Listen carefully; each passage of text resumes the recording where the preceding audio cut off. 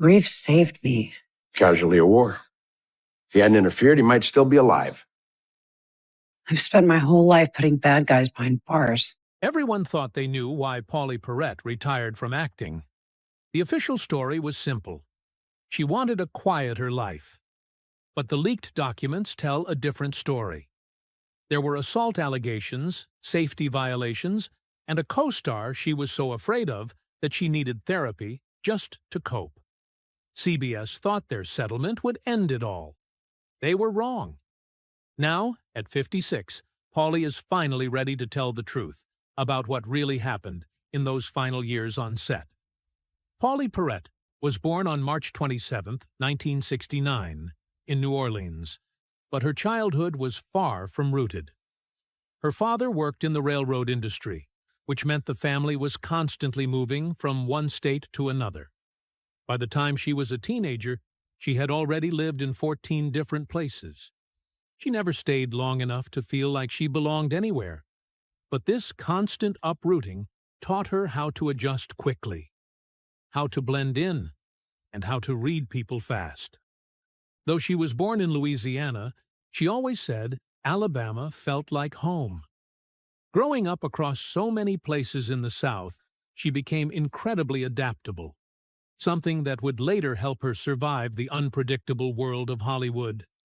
Even before anyone knew her as Abby Sciuto, Pauley had her eyes set on crime fighting. As a child, she didn't just read fairy tales or watch cartoons. She was drawn to real-life stories of criminals, and the science used to catch them. While most kids were dreaming of becoming astronauts or athletes, she talked about joining a rock band, working with animals, or becoming an FBI agent. And she meant it. After high school, she studied criminal justice and earned degrees in sociology, psychology, and criminology. She didn't stop there. She moved to New York and began working on a master's degree at John Jay College of Criminal Justice. What drove her wasn't fame or success. She simply wanted to understand why people hurt others without remorse. That question stayed with her for years.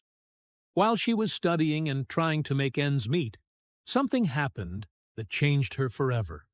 During her time in Atlanta in the 1980s, she was violently mugged. Details are scarce, but the impact was deep. It wasn't just a terrifying moment, it became a turning point. Instead of pushing the trauma away, she turned it into fuel. It gave her a stronger reason to keep studying crime and helping others. From that moment on, she started speaking out for victims. She used her voice and her growing platform to support people who had been hurt, always remembering what it felt like to be one of them. Her college years were anything but ordinary. Pauley worked hard in school, but she worked even harder outside it, just to survive. In Georgia, she studied criminal justice and kept her grades high. When she moved to New York, things got tougher. She bartended in underground clubs while rocking a mohawk and combat boots, blending in perfectly with the city's eccentric nightlife. She also passed out flyers on roller skates and even cooked on dinner cruise boats to pay for school.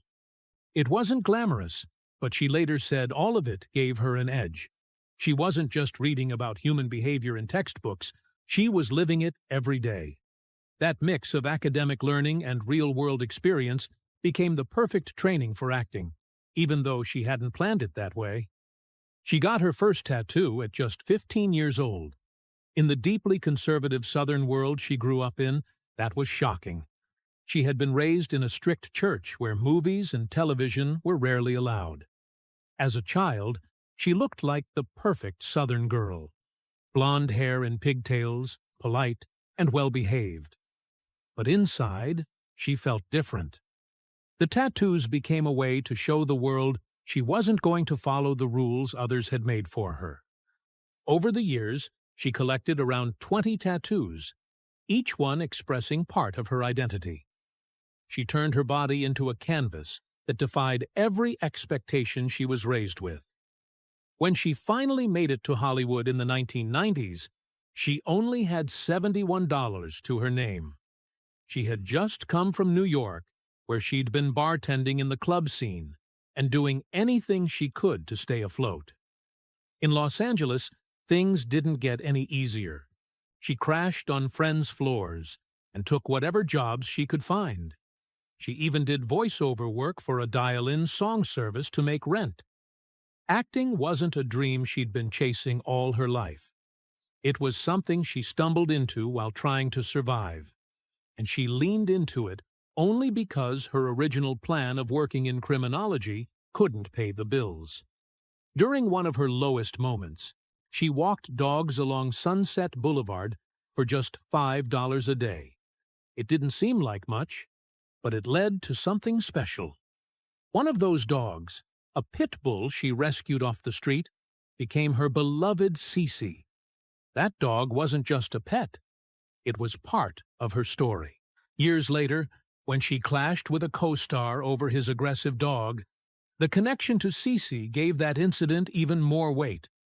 Her love for animals began on those walks and became a permanent part of her life. She has supported countless animal rescue organizations since then. Her first break in television came not through auditions or agents, but by overhearing someone talk in a coffee shop. She was sitting nearby when she caught wind of a casting call for The Drew Carey Show. That single moment led to her landing a role as an extra named Darcy, which she played in 4 episodes over 2 years. From there, she slowly began building her resume. She landed parts on shows like Frasier and Murder One, and each one brought her a little closer to her big break. That overheard conversation was the turning point. In the year 2000, she made a small appearance in the movie Almost Famous, playing a radio DJ named Alice Wisdom. It wasn't a huge role, but it gave her the chance to work with actors like Philip Seymour Hoffman and director Cameron Crowe. A few years earlier, she had starred in a small drama called The Price of Kissing. These roles weren't blockbuster hits, but they helped her grow as an actress. Even though Almost Famous didn't make much money at the box office, it became a cult favorite.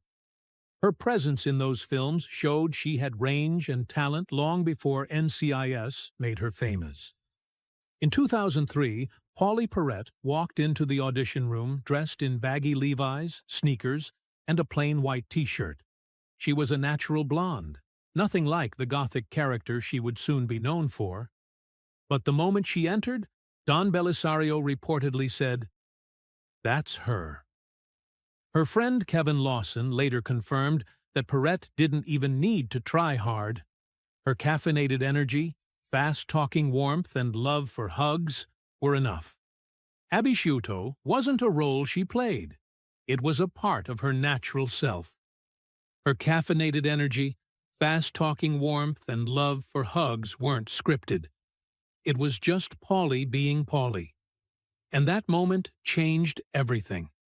Abby didn't just join the team. She became the team's heart. Although there's no official CBS data comparing her popularity to other characters, fans made it clear. Viewers loved Abby. She became a fan favorite, and her role quickly grew beyond expectations. Writers noticed the connection and kept expanding her screen time. By the time she left in 2018, she had appeared in every episode since the show's beginning. No one else on the cast had that kind of run. On set, one small stuffed toy caused more chaos than any actor ever could. It was Bert the farting hippo, a purple stuffed animal that made fart sounds when squeezed.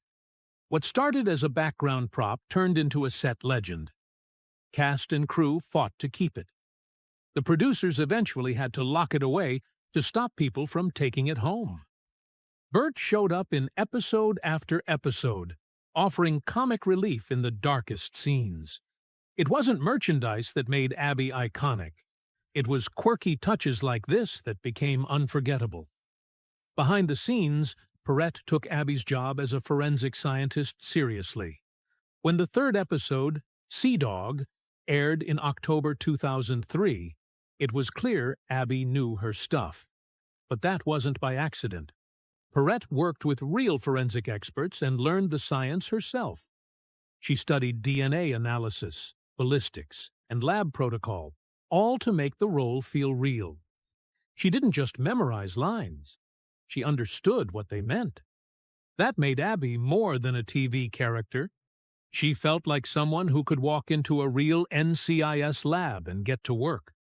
Pauley Perrette's heart wasn't just in the role. She poured herself into causes that mattered. One of those was helping veterans. She worked with American Humane's Pups for Patriots program, which pairs service dogs with veterans suffering from PTSD and traumatic brain injuries. These dogs can cost up to $30,000 each to train. But Perrette believed in the mission and did what she could to help. The program has paired more than 160 veterans with trained dogs, giving them not just support, but dignity. It mirrored Abby's own deep respect for service members on the show. The show's popularity exploded during the Season 7 finale. That one episode pulled in over 20 million viewers in the United States. It was a major moment for NCIS. The crime drama even beat American Idol's ratings that year.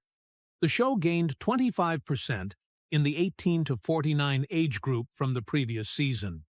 It jumped from 14.9 million to 17.6 million total viewers year over year. This wasn't just another finale. It was the moment NCIS became the #1 scripted drama in America, and stayed there. One of the oddest but most effective marketing wins came from Abby's signature drink, Calf Pow. It started out as a design idea. Originally, it was supposed to be caffeine pills. But producers didn't want Abby popping pills on screen, so they turned it into a bright red energy drink. And that red cup became iconic. 7-Eleven jumped on the idea and ran a promotion that led to a 14% boost in energy drink sales across the country.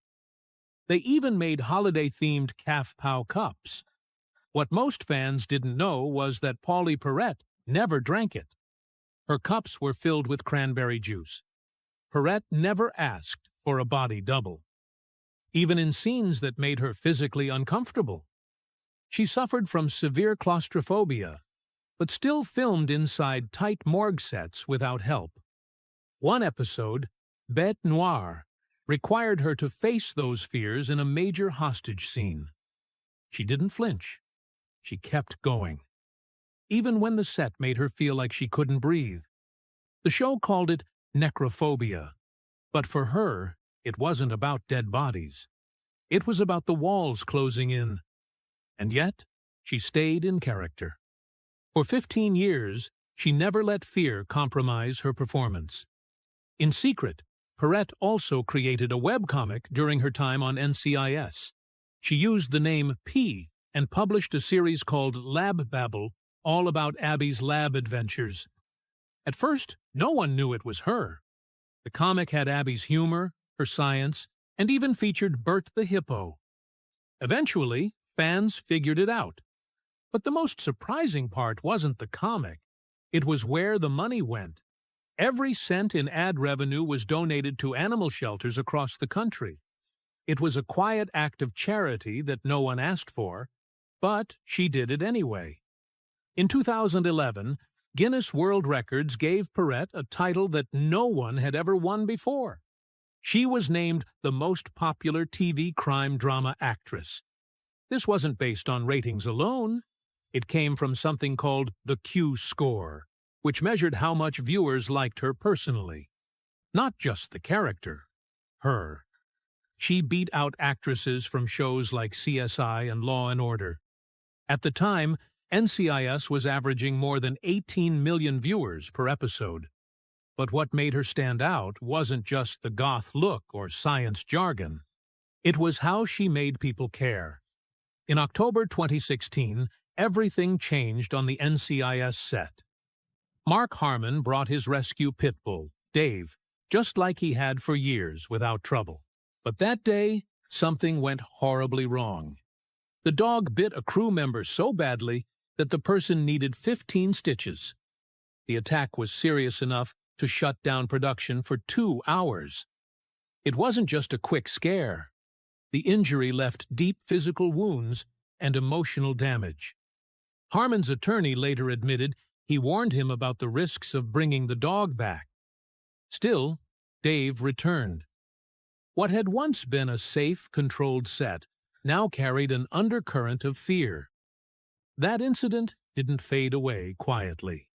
It sparked a chain reaction that would tear the show's foundation apart.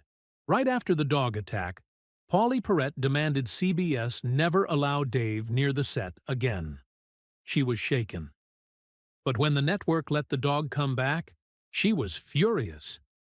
She responded by having a strict clause added to her season 15 contract. From that point on, she would never be in the same scene as Harmon again. For fans, it seemed like a mystery. On screen, they never appeared together.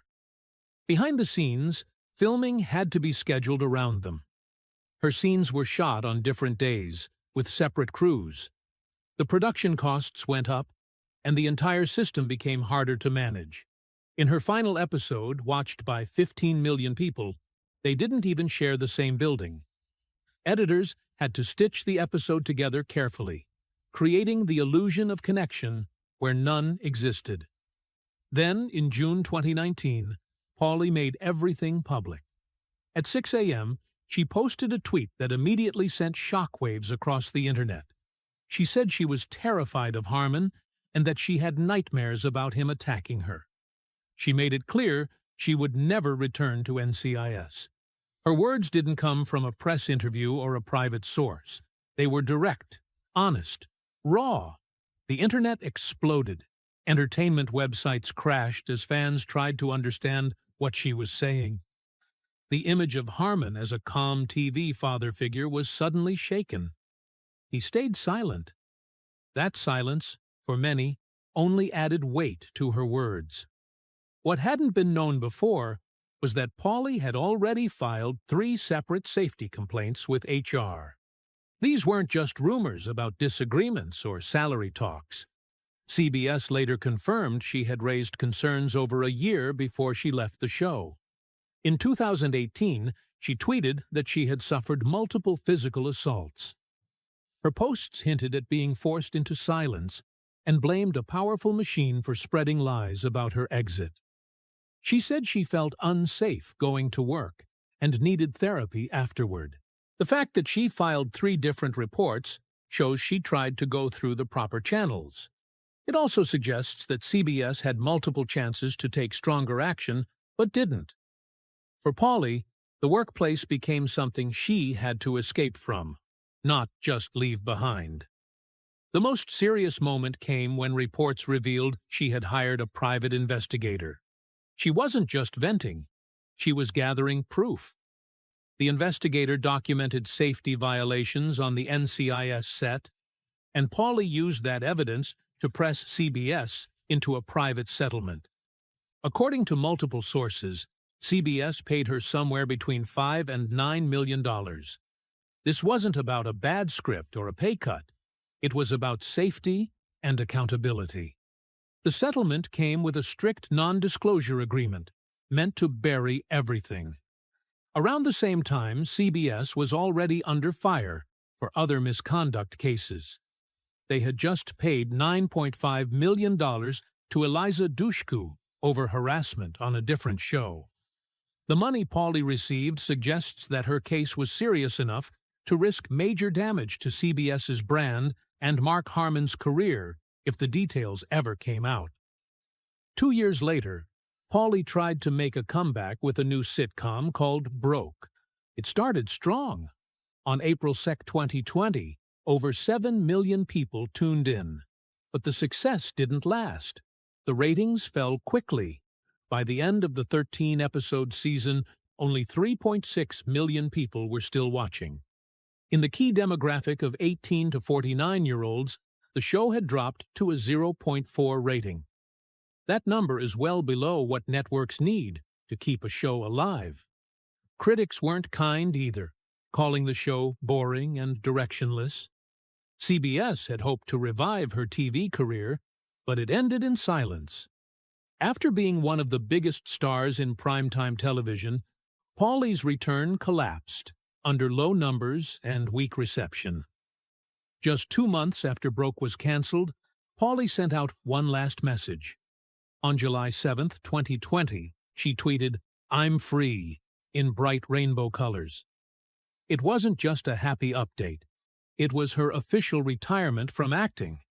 She said she now only answers to God, animals, and plants. Her rescue dogs, she added, were her only judges. It was clear she had no intention of ever returning to the industry. Her acting career had lasted over 25 years, with more than 350 NCIS episodes alone. But now, she was done for good. There were no interviews, no plans, and no goodbye tour. Just a single, bold message that closed the door completely. What surprised many was what came after. Even after retiring, she was still being offered work. Big shows like The Good Doctor and Law and Order, SVU, wanted her to appear in guest roles. These kinds of parts usually pay between $100,000 and $300,000. For someone with her experience and name recognition, they were easy wins. But she said no. It wasn't about money anymore. It was about peace. Even though she had once supported SVU and its causes, she refused to step back into that world. Turning down offers like these showed she was serious. She wasn't chasing fame. She was protecting her own well-being. On the morning of September 2nd, 2021, Pauley Perrette opened her eyes and instantly knew something was wrong. The entire right side of her body felt completely numb. She tried brushing it off, thinking maybe she had just slept in a strange position, but the feeling didn't come back. Her finger touching her own cheek felt like it belonged to someone else. Even the weight of her laptop resting on her legs meant nothing to her skin. That's when panic set in. She called her doctor, who told her not to wait. Within minutes, she was in an emergency room, surrounded by medical staff confirming what she feared most. At just 53, she was suffering a massive ischemic stroke. For 36 hours, her voice disappeared. She couldn't speak at all. When her speech finally returned, her first words weren't dramatic. They were light, even a little sarcastic. "Dude, seriously?" But the truth was, her doctor hadn't expected her to survive past 5 p.m. that day. The stroke had been that dangerous. The recovery was long and exhausting, with months of therapy for speech and motor skills. But she made it through, scarred but alive. What helped her survive wasn't just the doctors. It was Rosie. Rosie wasn't a nurse or a family member. She was Perrette's rescue dog. As the stroke unfolded, Rosie wouldn't stop pawing at her, waking her up just in time. That small act made the difference between life and death. Every minute counts during a stroke, and Rosie bought her those minutes. Perrette had always been passionate about rescuing animals. Over the years, she adopted several dogs and often shared how much they meant to her. But this was different. The dog she had saved ended up saving her back. That moment made her realize that their bond went far beyond companionship. It was survival. From then on, her devotion to animal rescue only grew deeper, built on gratitude and something almost spiritual. That sense of spirituality deepened after the stroke. Perrette began seeking peace in quiet places, far away from Hollywood. She started visiting a Benedictine monastery in Big Sur twice a year. There, she learned to slow down, to breathe, to listen. The monks didn't try to convert her. Instead, they taught her how to sit in silence, how to pray in a way that felt real to her. She came up with a simple prayer that she repeats daily. "Thank you for everything, and forgive me for everything."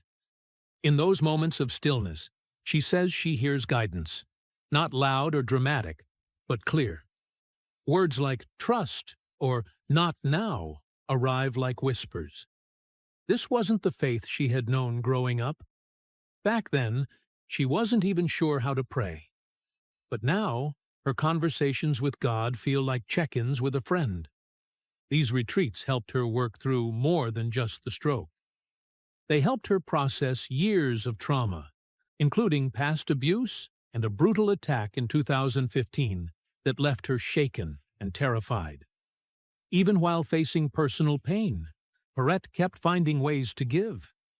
She became an executive producer for a documentary called Studio One Forever, a project that meant a lot to her. The film explores the history of Studio One, the first gay disco in America, which operated in West Hollywood from 1974 to 1994. It wasn't just a nightclub. It was a place where the LGBTQ community found freedom, joy, and each other, especially during the terrifying early days of the AIDS crisis. The film features stories from celebrities who were there, like Bruce Vilanch and Chita Rivera, but Perrette's reason for doing it was simple. She wanted those voices to be heard. She wanted people to know that Studio One wasn't just a dance floor. It was a safe place in a dangerous time. The project premiered at the 2023 Outfest LA Film Festival and became a celebration of history, resilience, and community. But some of her most meaningful work never made the headlines. In 2015, she quietly helped a young cancer patient named Christina Flores. Christina was a huge fan of NCIS and dreamed of meeting Abby Sciuto. Thanks to the Make-A-Wish Foundation, that dream came true.